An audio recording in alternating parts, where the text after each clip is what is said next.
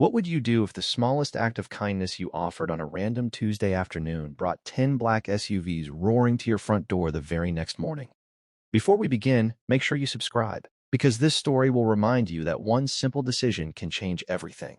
And you won't want to miss stories like this that prove kindness still matters in America today.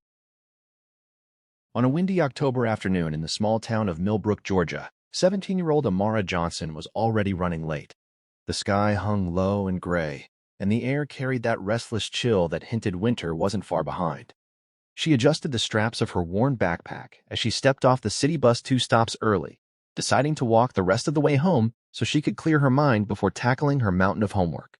Her mother worked double shifts at the hospital, and Amara had learned early that responsibility didn't wait for anyone. College applications, a part-time job at the local diner, maintaining straight A's. It all pressed on her shoulders like invisible weight. As she turned onto Old Creek Road, a stretch of highway known for broken-down cars and impatient drivers, she noticed an old navy blue Cadillac pulled onto the shoulder, its hazard lights blinking weakly. A white-haired man stood beside it, hunched slightly, staring at the flat rear tire as cars whooshed past him without slowing. For a moment, Amara hesitated. She'd been taught to be cautious. Her mother always reminded her that the world could be unpredictable. But something about the man's posture, defeated, uncertain, nudged her forward. She crossed the grass median carefully and approached him. "Sir, do you need help?" she asked, her voice steady despite the roar of traffic. The man turned, surprise flickering across his pale blue eyes. I can't get the lug nuts loose," he admitted, his voice thin but dignified. "My hands aren't what they used to be." Amara glanced at the tire iron lying on the pavement. She'd watched her uncle change tires more times than she could count. Without another word, she set down her backpack, rolled up her sleeves, and knelt by the wheel. The metal was cold under her fingers. Cars continued to rush by, some drivers staring, some not even noticing. The old man tried to protest, but Amara had already positioned the jack correctly. She put her weight into the tire iron, jaw tightening as the first lug nut finally gave with a sharp crack. 15 minutes later, the spare was secure.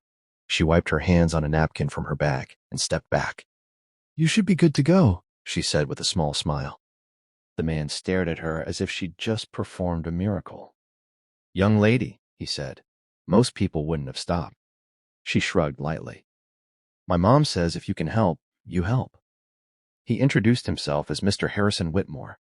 The name didn't mean anything to her. He asked for her name, and she told him. He looked at her for a long moment, as if memorizing her face.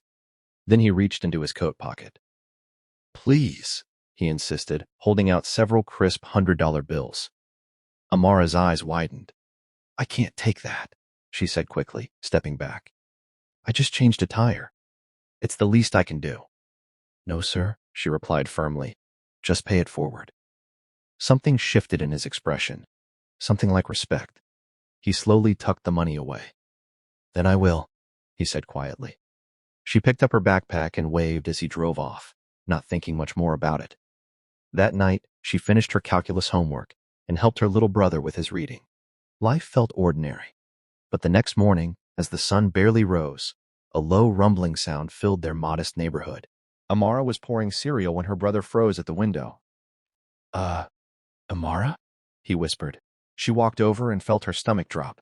10 identical black SUVs had lined their street, engines idling. Men in dark suits stepped out in synchronized motion, earpieces glinting in the morning light. Curtains twitched up and down neighboring windows. Her mother emerged from her bedroom, eyes wide. "What is going on?" Before anyone could answer, there was a knock, firm, deliberate. Amara's heart pounded as her mother opened the door just a crack. A tall man with a calm expression spoke first. "Good morning. Is this the residence of Amara Johnson?" Silence hung heavy. "Yes," her mother replied cautiously. "My name is Daniel Reeves," the man said, holding up a small leather badge holder, not a police badge, but something official. "We're here on behalf of Mr. Harrison Whitmore." The name hit Amara like a lightning bolt. She stepped forward. "I changed his tire yesterday." The suited man's stern demeanor softened slightly. "Yes, ma'am, we know." Within minutes, the living room was filled with an unusual tension as 2 of the men entered while the others remained outside. Neighbors had begun recording with their phones. Mr. Reeves explained that Harrison Whitmore was not just any elderly man. He was the retired founder of Whitmore Industries, a multi-billion-dollar logistics and technology empire with contracts across the globe. Amara's mother blinked repeatedly. Amara felt dizzy. "He asked us to find you," Reeves continued. "He was impressed." A black folder was placed on the coffee table. Inside were documents, legal forms, scholarship letters, property records.